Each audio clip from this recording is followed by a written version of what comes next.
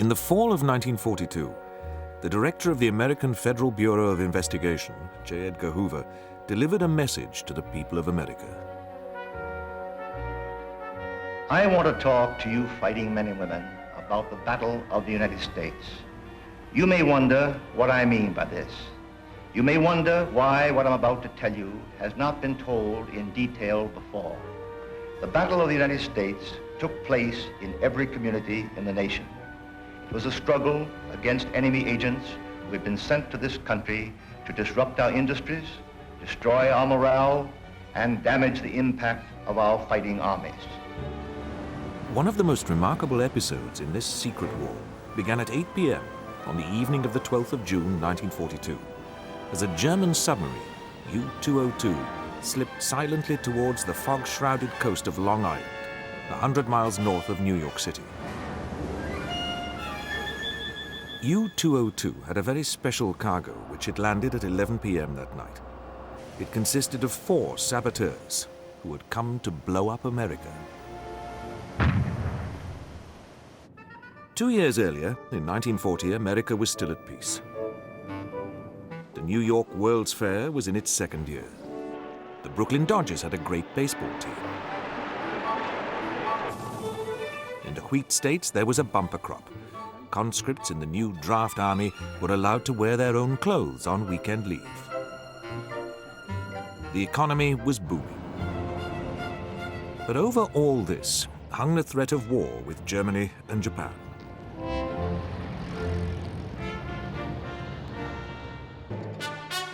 On this 10th day of June, 1940, in this university, founded by the first great American teacher of democracy, we send forth our prayers and our hopes to those beyond the seas who are maintaining with magnificent valor their battle for freedom. By the time Roosevelt met Britain's Prime Minister Winston Churchill in Newfoundland in August 1941, he had secured the British vital war supplies from America with the passage of the Lend-Lease Act. With every day that passed, the United States was drawn inexorably towards war.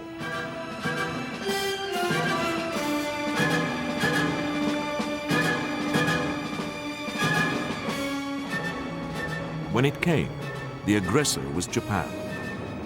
On the 7th of December, 1941, Japanese carrier-borne aircraft attacked the naval base at Pearl Harbor.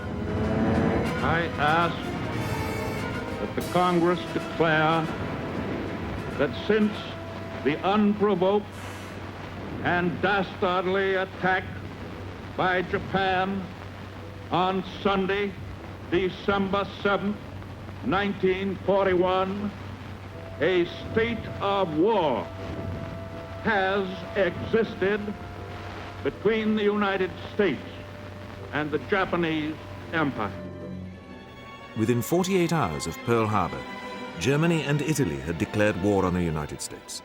It was perhaps the greatest of Adolf Hitler's strategic mistakes, a decision which sealed Germany's fate.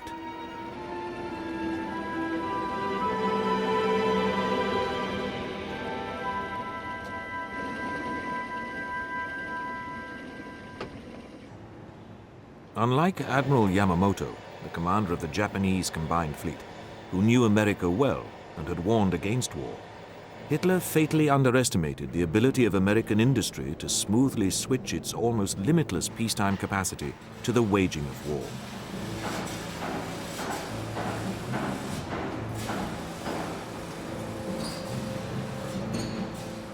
In America, the war was to produce a colossal surge as the economy emerged from a second bout of depression. By 1944, industrial production had doubled, and the United States was producing 40% of the world's armaments. The output in tanks had increased from 350 in 1940 to 17,500 in 1944.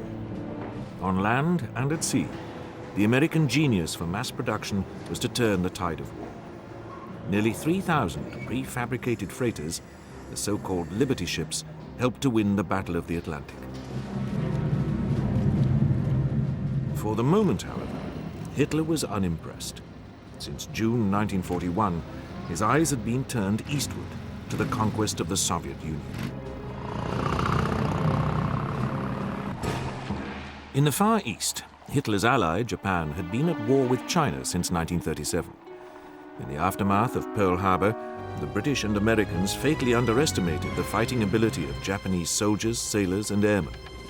The result was a Japanese blitzkrieg, which put even Hitler's conquests in the shade. Pearl Harbor lay in ruins, but America's great cities lay far beyond the range of German and Japanese bombers.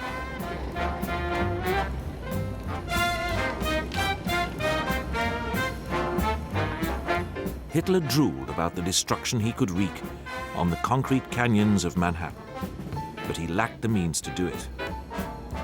For the United States, the war contained a paradox. The sacrifices it was to make in men and material were all on foreign shores. Unlike the British, who were nearly bankrupted by the war, the Americans were immeasurably enriched by it.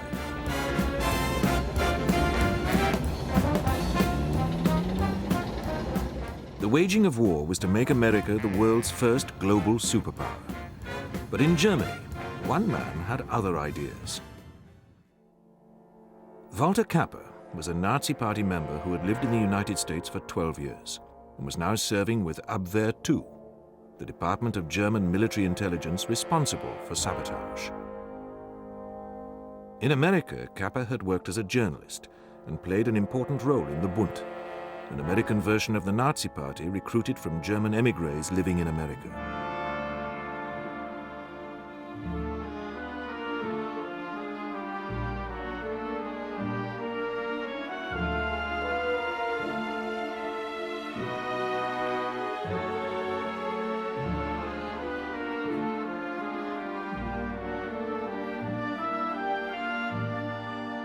In 1937, Kappa had returned home to work in the German propaganda machine.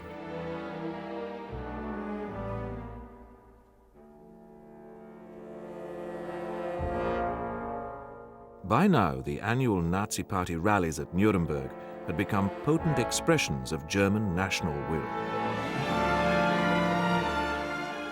Holding center stage in this brutal but impressive political theater was Adolf Hitler. The Nuremberg rallies were chilling reminders to the rest of the world of German economic and military resurgence. These massive demonstrations concealed the underlying weakness of Germany's rapidly expanding armed forces. But they were triumphs of propaganda, which preyed on the fears of Germany's European rivals and released a flood tide of emotion among ordinary Germans.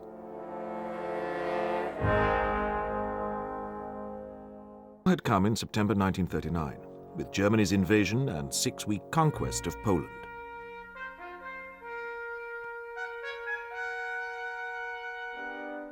While Hitler and his henchmen savored the first triumph of Blitzkrieg, or lightning war, German intelligence was forming the view that a clash with the United States was inevitable.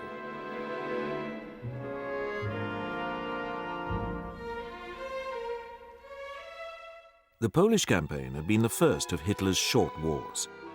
How best could the Führer prepare to fight a long war against a nation whose economic and military potential was almost infinite? Records of Germans who had lived abroad and then returned to the fatherland were held by the Nazi Party's Ausland Institute.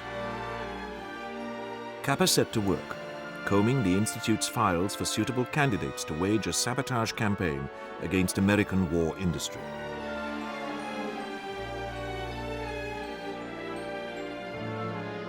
This was to become Operation Pastorius, named after Franz Daniel Pastorius, the 16th century leader of the first community of immigrant Germans in the United States.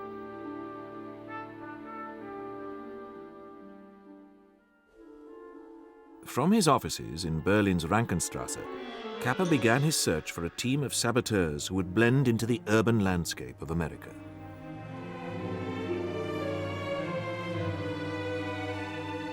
Had Kappa but known it, the omens were not good. The German espionage effort against the British had suffered a series of setbacks. The spies the Abwehr landed in Britain had been rounded up early in the war, most of them within hours of coming ashore. They were then given a choice. They could work as double agents for British intelligence or face execution.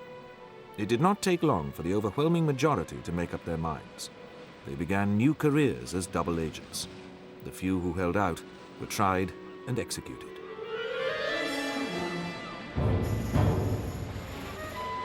From a number of safe houses in Britain, the double agents worked under the direction of a special section of MI5 codenamed B1A, which was itself under the control of the aptly named Double Cross Committee.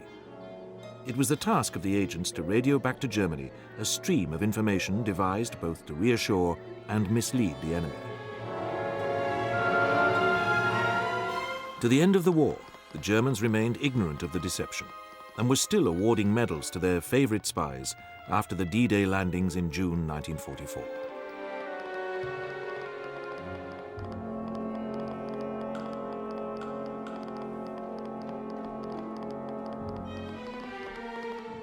Even before America had entered the war, the FBI, under its director J. Edgar Hoover, had been hard at work netting foreign agents. A series of trials saw the conviction of a number of spies, nearly all of them of German origin, accused of espionage against the United States.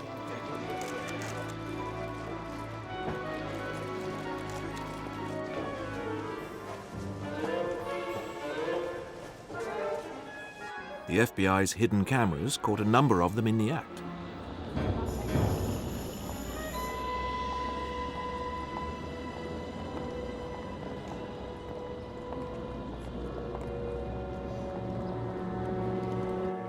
This camera caught a Nazi agent pulling stolen aircraft plans from a hiding place in his shoe.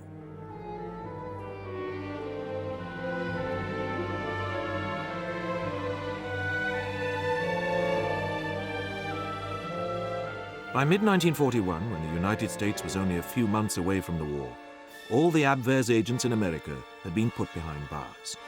When they crossed the Atlantic, Kappa's team of saboteurs would be on their own.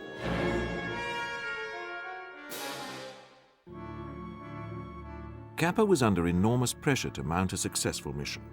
The credibility of the Abwehr was at stake as he neared the end of the selection process for Operation Pastorius. From the files at the Ausland Institute, Kappa had selected 12 men, all of them apparently loyal Nazis who had lived in the United States. Under Kappa's watchful eye, they began to train for their mission at Gwenz Farm, an Abwehr establishment 40 miles south of Berlin. They were divided into 3 4-man teams, but from the beginning, 2 men stood out. The first was the thin, ferret-faced George Dasch. He had come late to the Nazi Party in 1939, when his mother returned from a trip to Germany full of praise for the Führer and all his works. During his 19 years in America, Dasch had worked as a waiter and was a man of sadly unfulfilled ambitions. Inspired by the feats of the American aviator Charles Lindbergh, who had been the first man to fly solo across the Atlantic, Dasch had made several unsuccessful attempts to become a pilot himself. But unlike Lindbergh, Dasch's ambitions remained firmly earthbound.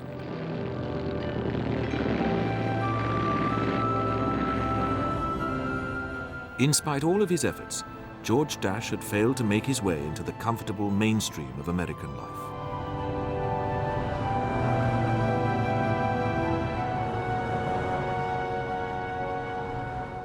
In 1940, he had been required to register as an alien.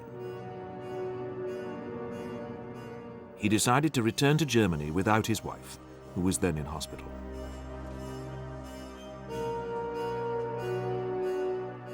Dasch arrived in Berlin in May 1941, just before the invasion of the Soviet Union, and at a time when the German home front was beginning to feel the effects of war. But Berlin had not yet been heavily bombed. Dasch got a job monitoring foreign radio broadcasts. In February 1942, he was attached to Abwehr II. Kappa's second man was the good-looking Edvard Curling.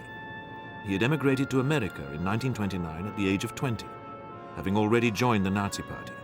When Curling married in America, his wife Marie became a party member too. The couple had separated by 1936, when Curling visited Germany to see the Berlin Olympics. Here he met and fell in love with an American woman, Abigail Johnson. The affair ran its course, and Curling found another mistress, a Florida waitress called Hedwig Engelmann. In the autumn of 1939, just after the outbreak of war, Curling and a number of friends bought a yacht, the Lacala, which was anchored in Baltimore, with the vague idea of sailing to the aid of Germany. But the short voyage of the Lacala was watched all the way by the suspicious U.S. Coast Guard service. The American Neutrality Act made the Lacala a suspicious vessel. She was interned at Staten Island in New York, and Curling was ordered to dispose of her. She was eventually sold in Florida. A small victory for the U.S. Coast Guards. Curling sailed for Germany aboard the SS Excordia in July 1940. After a spell at an army listening post on the Channel coast, Curling found a berth in Joseph Goebbels' Ministry of Propaganda in Berlin.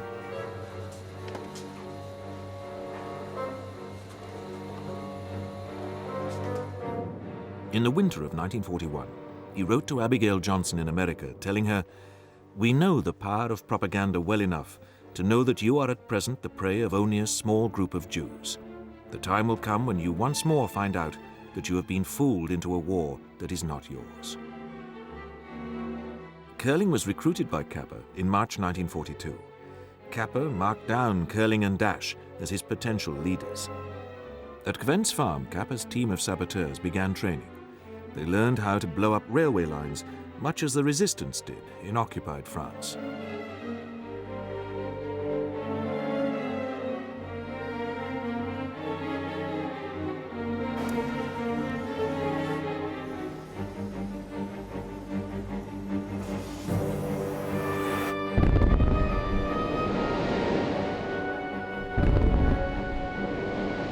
They studied explosives in the laboratory. One type was painted black to resemble a lump of coal. Its cavity held the detonator. In an important feature of their training, the saboteurs were taken on tours of German war plants, similar to the targets Kappa and his team had chosen in the United States. They were shown the bottlenecks in each plant, the destruction of which would bring the entire factory to a grinding halt. At none of these plants was any attempt made by Kappa to conceal the nature of his charge's mission. At IG Farben, the tour was interrupted by a five-star lunch in the director's dining room.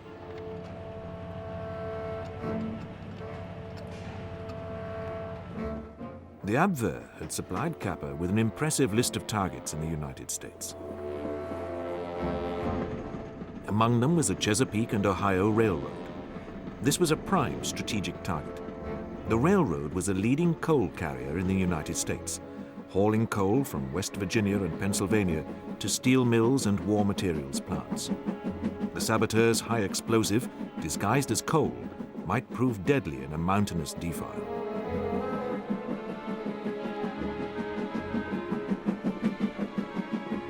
The Abwehr's full range of transportation and infrastructure targets in the United States was highly ambitious. They included the Pennsylvania Railroad at Newark, the railroad curves at Altoona, canals and locks on the Ohio River, the New York water supply system, and the Hellgate Bridge.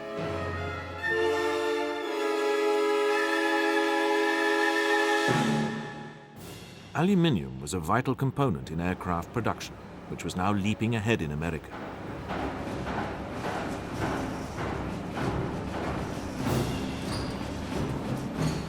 It had to be halted.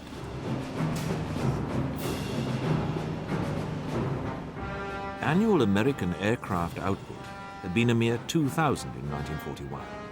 In 3 years, it climbed to nearly 97,000. This was the economic and military power of which Admiral Yamamoto had been so wary. He knew that the most important war of all would be the production war.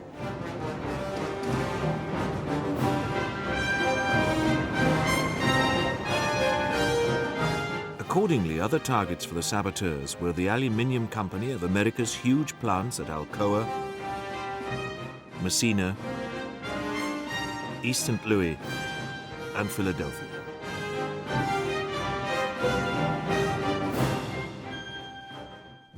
The original 12 saboteurs were whittled down to 9. One of them was already well known to Curling. Hermann Neubauer had joined him on the ill-fated voyage of the Lekala. Another one of the team singled out by Kappa was Ernst Berger, whom Kappa had chosen to pave the way for his own arrival in America once the saboteurs had begun their work. The flabby Berger was a former Nazi stormtrooper and street fighter who had emigrated to America, where he became a US citizen. He returned to Germany in 1933 to become an aide to Ernst Röhm, the scar-faced homosexual chief of the stormtrooper movement, the SA. Hitler was now Chancellor, but the SA, 1 million strong and keen to absorb the small German regular army into its own ranks, was fast becoming a destabilizing force. The time had passed when Hitler was happy to shower the SA with flowers. He decided to do away with the SA leadership. On the night of the 29th of June 1934, the so-called Night of the Long Knives, Hitler's personal bodyguard, the SS, murdered over 400 top SA men, including Ernst Röhm. Berger survived the purge to become a pupil of and then assistant to Karl Haushofer, a former general whose theories of geopolitics had reached to the top of the Nazi hierarchy. In particular, Deputy Führer Rudolf Hess.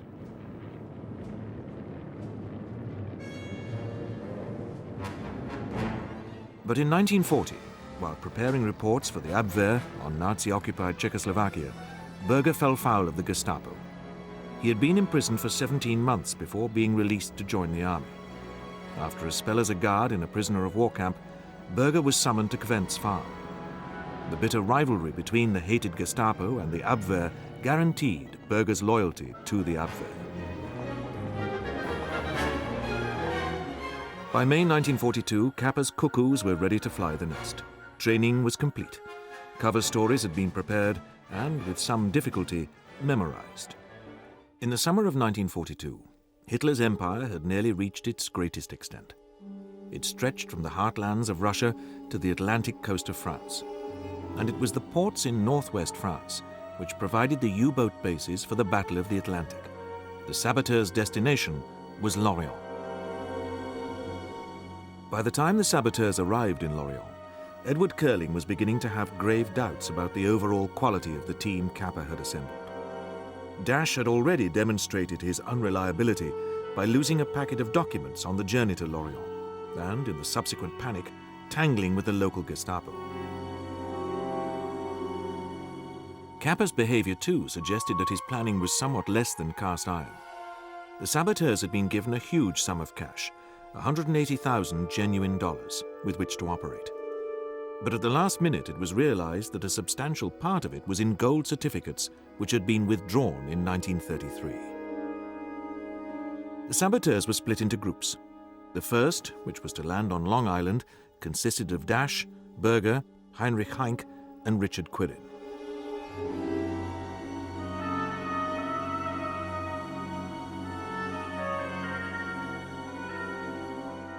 The destination of Curling's team was Jacksonville in Florida. Under Curling were Werner Thiel, Herbert Haupt, and Hermann Neubauer, his shipmate from the Lekala.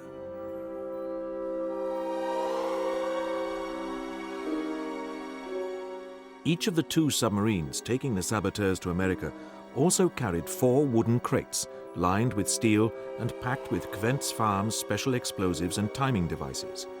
The timers were concealed in everyday items and could delay an explosion for up to 4 days. Curling and his party left Lorient first in U-584 on the 26th of May. Both U-boat captains were under strict orders not to engage the enemy. They ran on the surface at night and below during the day. Initially, the captain of Dash's U-boat, U-202, ordered a practice alarm and crash dive every day.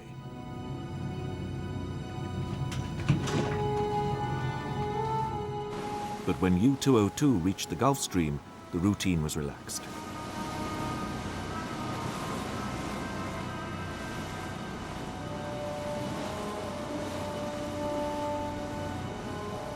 U-202's outward journey was almost over. Dash and his men were rowed ashore on Long Island. The U-boat had missed its target beach near East Hampton by several miles.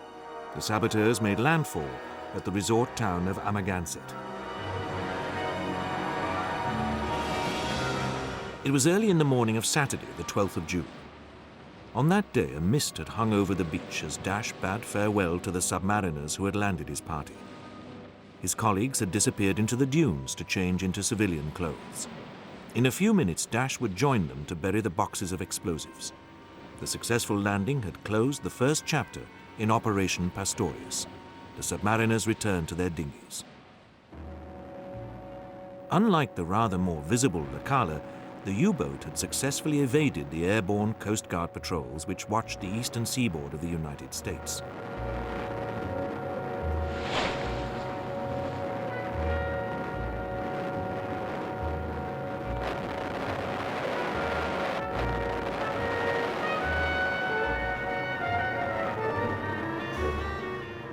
Ashore, the Coast Guard patrolled thousands of miles of beaches, many of them potential landing sites for enemy agents.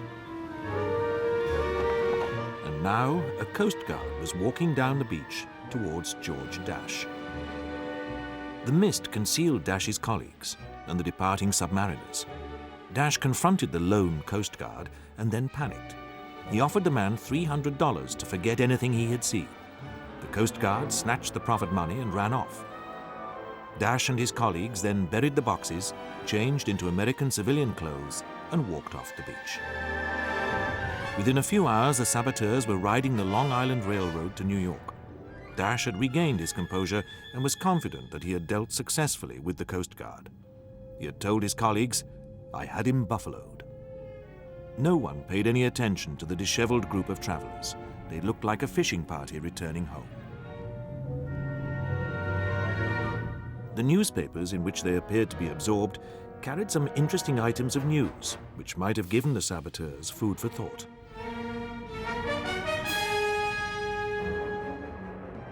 The headlines proclaimed the first significant American success in the Pacific War. The Battle of the Coral Sea had been the first naval battle to be fought entirely by carrier aircraft, with no warship on either side catching sight of the enemy. Although the US Navy had lost a carrier and 2 major warships, it had gained a strategic victory by forcing the Japanese to abandon their attempt to seize Port Moresby in New Guinea. On a lighter note, the newspapers also carried reviews of a new movie which had opened in New York, Nazi Agent, starring Conrad Veidt. In New York, the real Nazi agents went shopping for clothes. Dash, his confidence now seemingly restored, gave his old shoes to a black shoeshine boy and ordered Berger to do the same. The 2 men then checked in under false names at the Hotel Governor Clinton near Pennsylvania Station. Heinck and Quirin registered at the Martinique on West 52nd Street. They were a world away from Covent's farm.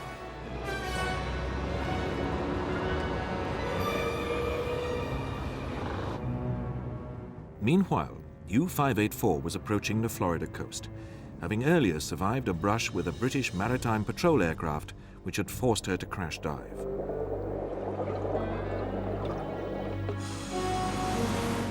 Listening to news broadcasts as they approached the American coastline, Curling was alarmed to hear that petrol rationing was about to be introduced on the east coast of the United States. Curling's plan had been to bury the explosives in the sand of a Florida beach and then return for them by car after he had found a new hiding place in Pennsylvania. Now, faced with the possibility of needing gas tickets, he might have to think again. He did not discuss this development with his colleagues, who were exhibiting signs of considerable strain as the U-boat reached the end of its outward journey.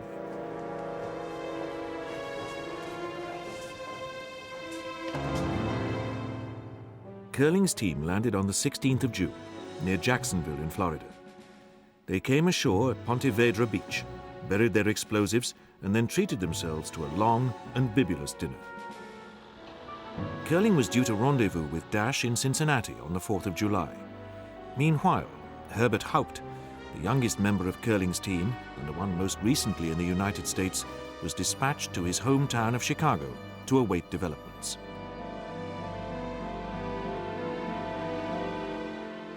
Like Berger, Haupt was a US citizen. He had spent 1941 traveling, first in Mexico and then Japan. From Japan, he had returned to Germany by freighter.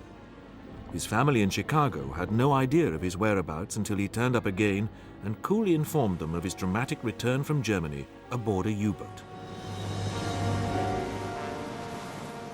Haupt was carrying $80,000 in money bags specially designed by Dash. Haupt's uncle, Walter Fröhling, an ardent Nazi, was given the money for safekeeping. Haupt's family had worrying news for him. The FBI had called, asking why Haupt had not registered for the draft. Haupt quickly decided that he would tell the G-men that he had been in Mexico all the time, and he did just that. But when he left the local FBI office, Haupt was tailed at a discreet distance by one of Hoover's agents. Unconcerned, Haupt then bought his father a new car, a Pontiac. But he did not stop there. His next decision was to propose marriage to an old girlfriend, Gerda Mellind, a widow of 26 who worked as a beautician in a Loop hotel.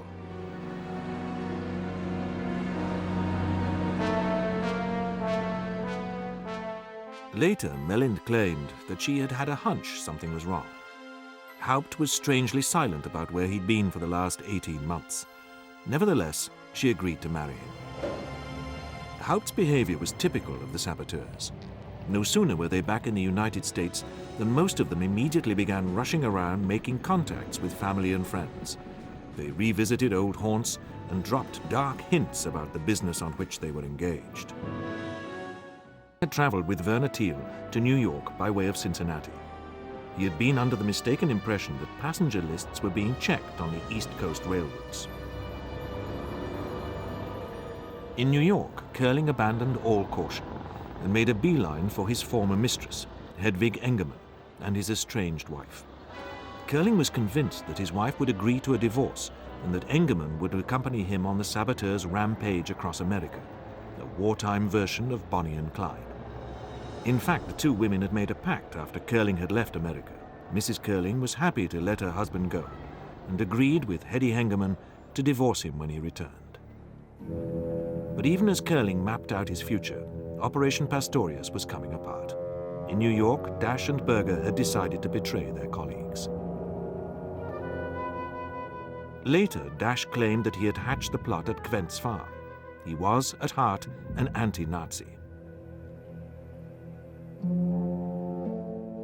It's more likely that Dash had never recovered from his fog-bound encounter with U.S. Coast Guard John C. Cullen. Cullen had only feigned acceptance of Dash's bribe before herring back to his station to report the incident.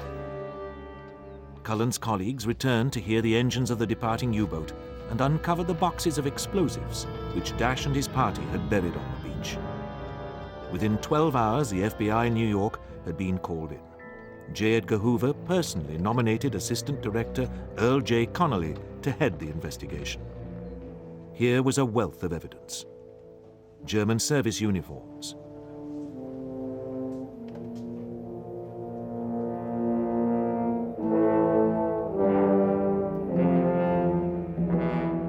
some of Dash's personally designed money bags, a military cap, entrenching tools, forged documents,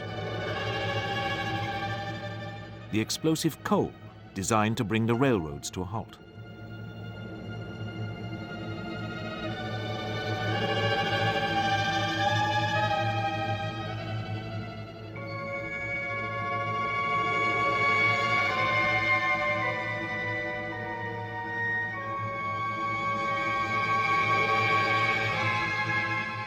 And Kvent's farm's full range of ingenious timers and fuses.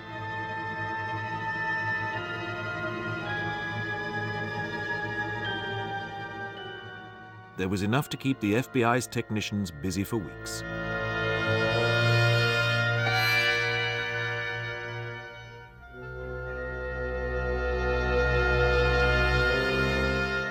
The saboteurs' cache even included a pencil that became a fuse.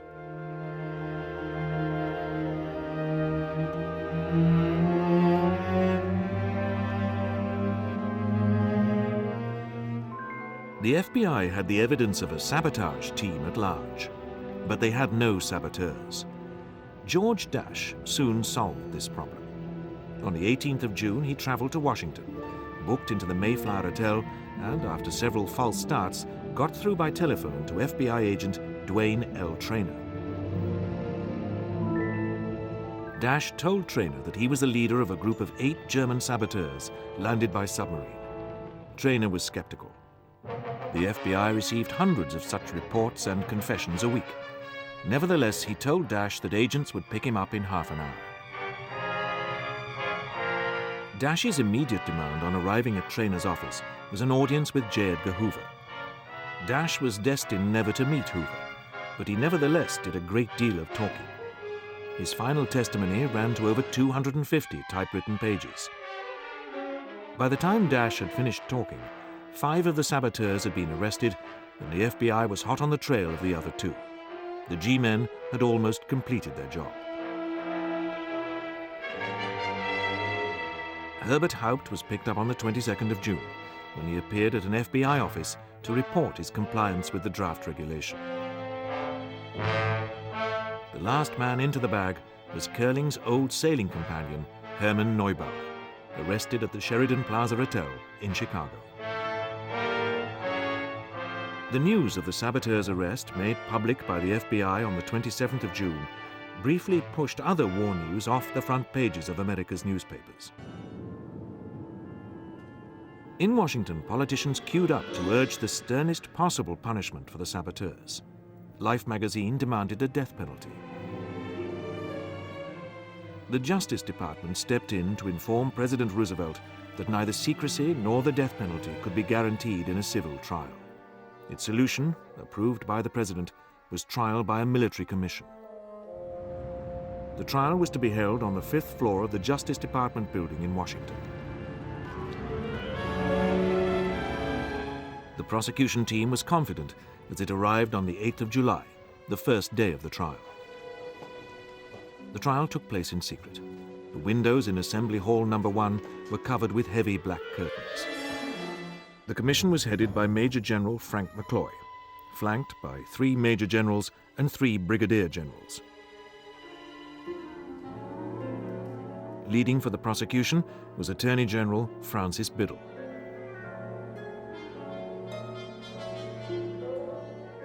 The trial was to last 3 weeks.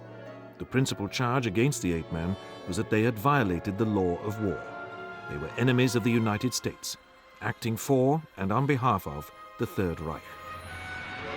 While wearing civilian dress, they had secretly and covertly passed through American military lines to commit sabotage and other hostile acts. Their aim had been to destroy certain American war industries, war utilities, and war materials.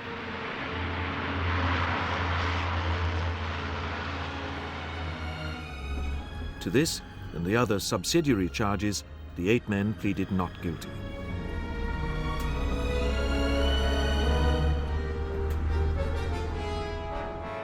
As the saboteurs shuttled between the prison where they were held and the blacked-out courtroom in the Justice Department building, it was hard to believe they were not guilty and already doomed.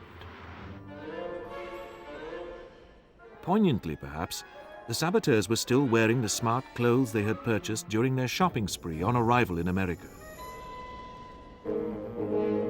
J. Edgar Hoover and his associate and constant companion Clyde Tolson were in daily attendance at the trial. The legal niceties were scrupulously observed, but things looked black for Dash and his men. Biddle methodically built the case against them.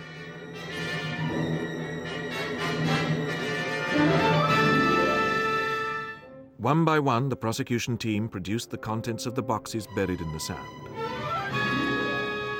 The explosives cache in Florida had also been uncovered to reveal its secrets.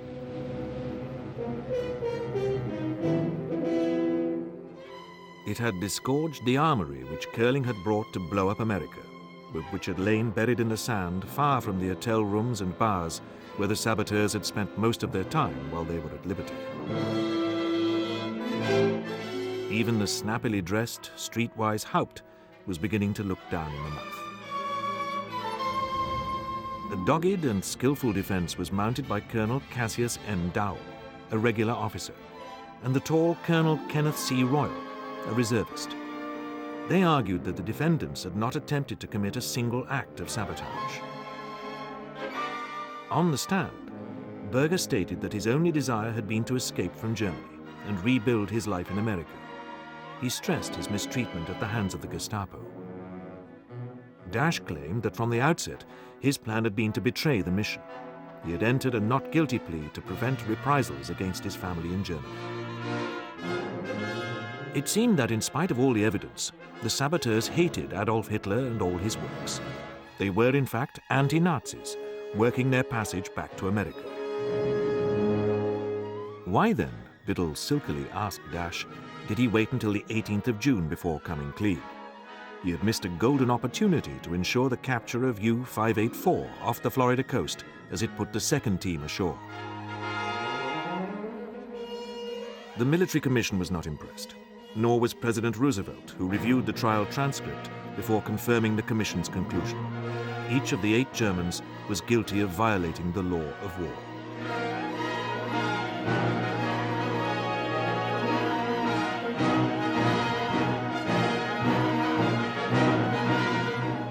Berger, Dash's accomplice in the betrayal of his comrades, was sentenced to life imprisonment.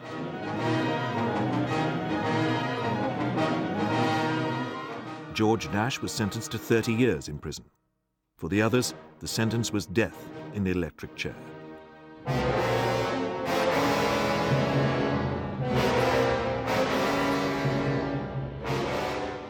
Dash and Berger were taken to a federal prison in Connecticut. Later, Berger was to testify at the treason trial of Haupt's parents and others who had helped the saboteurs during the brief life of Operation Pastorius.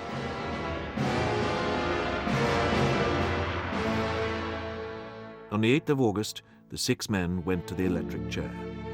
A witness reported that they seemed in a stunned, trance-like state. J. Edgar Hoover had the last word. The recent landing of saboteurs from Nazi submarines sounded a new alert for all Americans. Other saboteurs may try to come to our shores. They must be stopped. By the time Americans woke up to VJ Day on the 15th of August, 1945, the men who had come to blow up America had been forgotten. The war in Europe and the Far East was over. It was time to celebrate.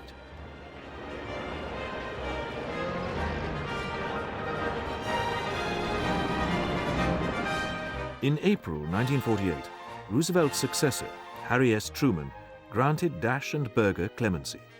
Both were sent back to West Germany, now transformed from America's enemy into its new ally in the Cold War.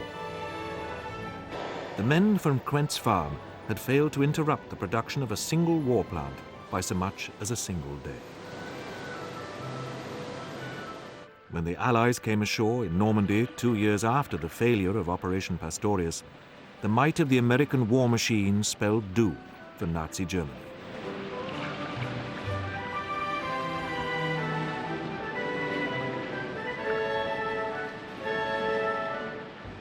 It's hard to imagine just how Dash and his men would have stemmed the remorseless flow of material. It is easier to understand how, having returned from wartime Germany to the consumer paradise of America, they lost all desire even to try.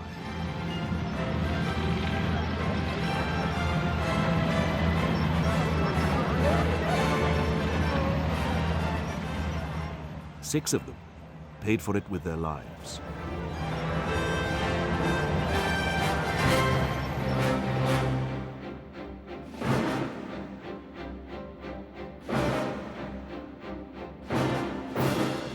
Coming up on UK TV History, what really happened in the days before Hitler's death, more secrets of World War II.